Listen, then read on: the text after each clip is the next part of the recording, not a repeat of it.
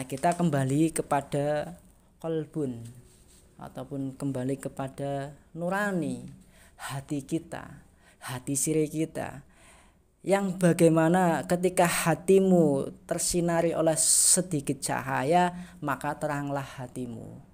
Dan ketika setitik cahaya qalbumu itu tertutupi oleh sedikit kegelapan, maka gelaplah hatimu. Maka jagalah hatimu. Dalam kitab itu yang berbunyi al-fikhratu syirajul qalbi. Tegese lan sapa wonge mau sing gelem jaga dedamare ati kowe mau, kowe bakal luhur sifate. Kowe bakal selamat donya lan akhirate. Sing penting kowe mau sifate jujur lan lakune jujur. Dadi wong sing gelem ndamari ataupun wong sing gelem menyinari hati, maka sekujur tubuhmu akan menjadi baik. Sekujur tubuhmu akan menjadi sesuatu bersinar. Dan ini ada suatu puisi dari saya. Puisi ini tentang kehidupan manusia dan tentang penghidupan manusia yang ada di alam dunia. Yang judulnya itu satu yang diikuti, nol yang tiada habisnya. Seperti ini mas puisinya. Jadilah manusia agung sebagai seorang syahid. Seorang imam bangkit berdiri di antara rubah serigala tikus domba, di antara nol yang bagai satu. Lah hal tersebut ini sebagai pembangkitan ataupun sebagai daya bangkit semangat diri kita itu. Sebelum kita menjadi insani, sebelum kita dijadikan insani yang progresifnya itu, kita belum menjadi satu. Tapi kita itu masih nol. Dan ketika maka jadilah satu, yang menomorsatukan Tuhan dalam makna tersebut adalah di antara kerumunan kita tidak punya identitas. Tidak punya identitas itu di antara tikus, rubah, domba dan serigala, kita itu bukan siapa-siapa. Kita itu nol. Dan ketika kita mencari jati diri dan menemukan jati diri kita adalah satu. Dan yang menomorsatukan, yang bisa menyatukan itu hanya Allah.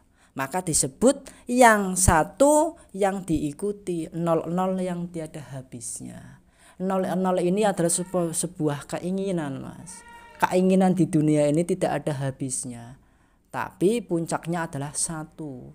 Mengallah atau dalam pandangan tauhid itu mengallah ataupun menuju Allah, itulah yang dinamakan satu yang diikuti, kosong yang tiada habisnya.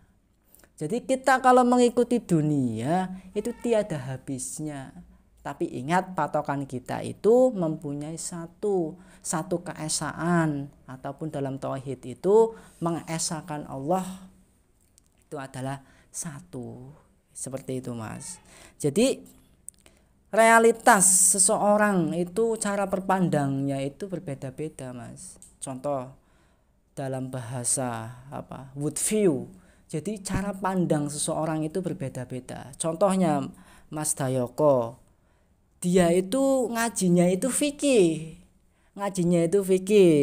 Dan dia pasti dalam penghidupan dia, kerangka-kerangkanya dia dan lakunya dia, pasti dia mengikuti hukum-hukum fikihnya. Dan ketika si A, si B tersebut mengaji tentang dunia filsafat ataupun dunia tasawuf, pasti dalam kehidupannya pun dia memakai hukum-hukum tasawuf ataupun hukum-hukum filsafat. Seperti itu mas. Lah ketika dia itu belajarnya tentang sufi, ya dia tetap mencari kerangka ataupun mencari perilaku ya seperti sufi. Itulah sebagai wood view, pandangan seseorang itu berbeda-beda. Maka di sini ada sebuah yang namanya luhuring sifat. Luhuring sifat tersebut adalah mengesahkan Allah dan mentuhankan Allah. Tuhan itu satu, mengesakan itu tidak butuh label satu. Esa itu sendiri itu ya satu yang melingkup. Kalau kita mengesakan adalah sesuatu yang tidak bisa diwujudkan satu. Tapi kalau mentuhankan itu tetap satu. Mengesakan itu menyeluruh ataupun dia melingkup, dia berdiri dengan sendirinya. Dalam bahasa kita tetap mentuhankan, tapi dalam bahasa Tuhan itu mengesakan. Dan kembali lagi dalam bahasa kita itu mengesakan, tapi dalam bahasa Tuhan itu mentuhankan. Tergantung cara kita memandang, dari mana, dari sudut mana, dan dari cara pandang mana. Karena sesuatu sifat seseorang, sesuatu pandangan orang itu berbeda-beda. Maka walaupun berbeda-beda cara pandang, kita adalah manusia yang setara.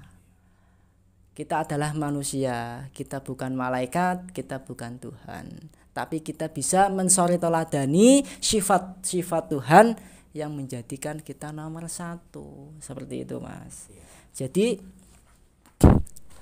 sesuatu hal kita sebuah menjadi manusia itu berbagai macam cara pandang. Dari cara pandang satu ke cara pandang lain. Lah, parameternya itu sebenarnya itu dalam tauhid itu hanya innalillahi wa innalillahi rajiun. Itu dalam garis besarnya seperti itu, Mas. Jadi bagaimana kita ilahi rajiun itu atau mengallah ataupun menuju Allah. Maka dalam tauhid, dalam pandangan tauhid tersebut itu ada sebuah kata-kata yang harus mempunyai worldview religius humanistik. Religius itu vertikal, humanistis itu horizontal. Vertikal itu kita menuju ke Allah, berarti ilahi rojiun itu adalah sesuatu menuju. Kalau bahasa Jawanya itu mengallah. Nah, dalam bahasa humanistik itu sebuah horizontal, itu kita ditetapkan sebagai khalifah di muka bumi ini. Tanggung jawab kita sebagai khalifah dan tanggung jawab kita sebagai makhluk sosial. Seperti itu, Mas. Jadi tergantung kita seperti ini, Mas. Jadi mengallah itu tergantung mengallahnya itu seperti apa. Ngaji seperti ini bisa menjadi sesuatu keburukan. Karena apa? Karena dalam ngajinya tersebut kamu merasa pintar, kamu merasa dan lain sebagainya, kamu merasa ahli tasawuf, ahli fikih, ahli sufi, ahli filsafat, maka engkau akan menyombongkan diri. Itu menjadi sesuatu hal yang tidak baik. Jadi ada dua sisi, menuju Allah itu ada dua sisi. Jadi kita itu harus mengambil yang baik, yang tidak baik kita tidak diambil. Mengallah itu loh. Jadi bagaimana kita mendekatkan diri kepada Allah ataupun mendekatkan diri kepada Tuhan kita itu hal yang baik. Jadi tingkah lakunya itu seperti yaitu apa sing kocape luhuring sifat. Luhuring sifat itu adalah mengesahkan Allah atau dalam kata tauhid. Tauhid itu dalam artian itu mengesahkan. Itu yang disebut luhuring sifat. Lah hal tersebut manusia itu mempunyai luhuring sifat apapun manusianya itu. Nah, hal tersebut kita menjadi sesuatu problema. Aku salah apa benar? Aku wong sing apik ataupun tidak baik.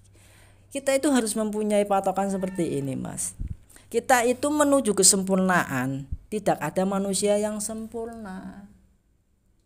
Tapi setiap manusia harus mencari dan menuju suatu kesempurnaan. Itulah yang dimaksud mengallah ataupun menuju Allah. Itulah tauhid. Tauhid tersebut dalam luhuring sifat. Luhuring sifat itu adalah suatu ketauhidan diri kita yang diciptakan dengan akhlakul karimah. Akhlak yang terpuji, akhlak yang baik. Maka kembali kepada muhsinan, wong sing selalu berbuat apik, wong sing selalu bagusi atine, molokona ati, wong sing gelem bagusi atine. Lah kembali kepada al-fikhratu siratul qalbi, wong sing gelem madangi damare ati. Ya kaya kowe Mas. Jadi itu sebenarnya itu ya itu innalillahi wa inna ilaihi rajiun. Itu adalah suatu sampurnaning luhuring sifat tersebut itu dalam ketauhidan tersebut adalah innalillahi wa inna ilaihi rajiun. Lah makna innalillahi wa inna ilaihi rajiun tersebut adalah hakikat kita itu sejati. Hakikat kita yang sejati itu dari Allah dan pasti akan kembali ke Allah. Jadi bagaimana kita mengallahkan atau menuju Allah tersebut. Karena kita sebagai makhluk khalifah di muka bumi ini, maka kita bisa mengallahkan kita ataupun mendekatkan diri kita dengan cara masing-masing. Masnya senang zikiran, ya silakan monggo zikiran. Masnya senang wirid, senang puasa, ya silakan. Karena itu mengallah itu tidak sebuah tekanan. Jadi itu atas sebuah kebebasan. Ya makanya esensi dari pandangan tauhid adalah sesuatu solidaritas dan pembebasan. Solidaritas tersebut itu yang dimaksud itu rasa rumangsa ngrumangsani.